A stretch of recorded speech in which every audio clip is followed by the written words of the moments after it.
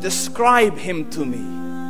And Muslims, look at the description of your Rasul. And for some, this would be the first time you hear what your Prophet looked like. I saw a man of striking appearance. ظاهر الوضاء أبلج الوجه, radiant face, حسن الخلق, beautifully created. لم تعبه الثجلة, his belly wasn't protruding. ولم تزر به السعلة, nor was his head disproportionate and small. وسيم قسيم, proportionate and delicate, finely made, a specimen of a creation. في عينيه دعج, in his eyes there was a contrast. The dark was immensely dark, the white was excessively white. وفي أشفاره وطف, and his eyelashes were long. وفي صوته صهل, and in his voice was a natural echo. وفي عنقه سطع, and his neck was elegantly long. وفي لحيته كثاثة, his beard was full and thick. أزج أقرن, his eyebrows were arched, but they were not joined. It was separated. In صمت فعليه الوقار, when he was silent, dignity covered him. وإن تكلم سماه وعلاه البهاء, and when he spoke, it was audible and clear, almost commanding and overtaking.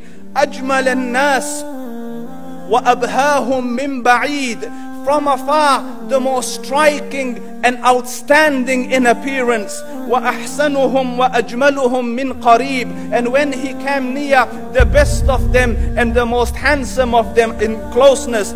حلو المنطق, such an exalted and sweet level of logic. Like when he used to speak, it was so coherently logical, it was smooth and easy to understand. فصل لا نزر ولا هذر, he was to the point, not excessive nor too short. كأن منطقه خرزات نظم يتحدرن, his logic, his utterances, his words were like jewels coming out of a necklace, calculated, polished, one after the other, it would flow magically. ربعة, he was medium in height. Your eye didn't have to strain to look up at him, nor was it tedious to look down at him. He was a comfortable sight to look at. له رفقاء يحفون به, he had friends, the people that were with him, they were working around him to try to serve and protect him. إن قال سمعوا لقوله, when he used to say something, they used to hearken to what he used to say. وإن أمر تبادروا إلى أمره, when he commanded, they used to compete to fulfill the command. This is Muhammad Rasulullah. This is Muhammad Rasulullah. Anas ibn Malik says, he says, I came out one night, it was the full moon night.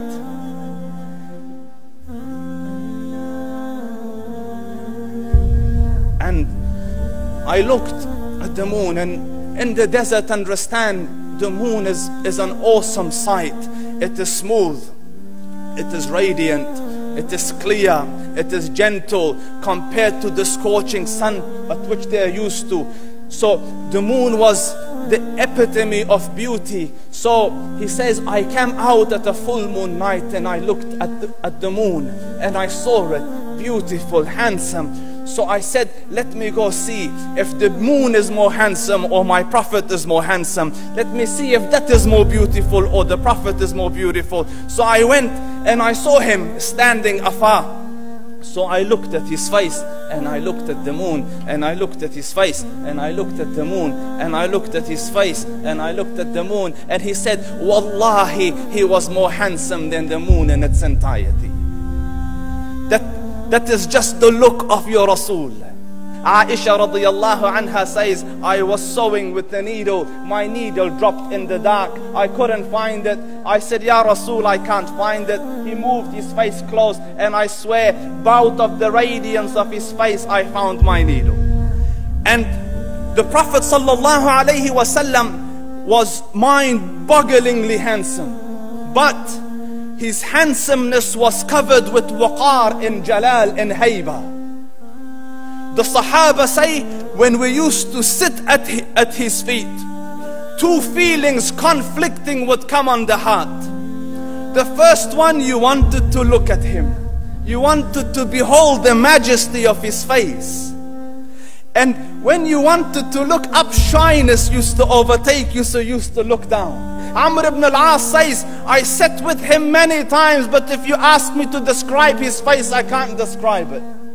I wouldn't be able to look up to him ijlalan wa ta'zeeman. I couldn't look up at him. And that is why he didn't have the problems that Yusuf alayhi salam had. Because it was difficult to penetrate the awe and the splendor of the Rasul.